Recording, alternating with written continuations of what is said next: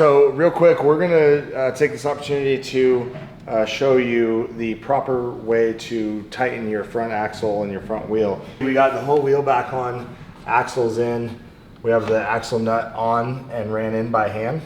So that's first step. As you can see, we have all 4 pinch bolts loose. So what we're gonna do is we're just going to tighten up the axle nut until it basically just snugs, or until we feel it moving the whole axle on the other side.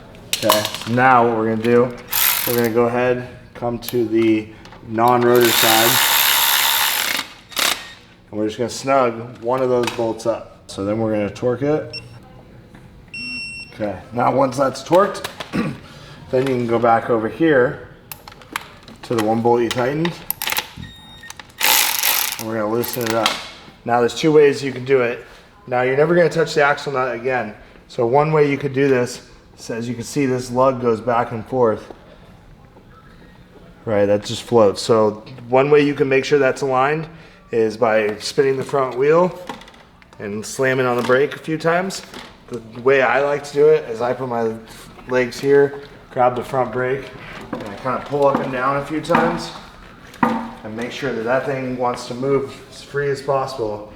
So that way, when I come right here and I just barely move it, I can just, it's nice and free. Now, we'll go ahead and tighten that one up.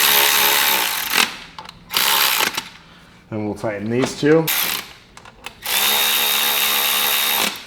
And then we will go ahead and torque to 12 foot-pounds.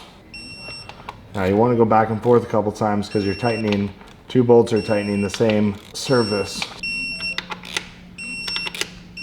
Perfect. Spin the wheel, make sure everything spins freely.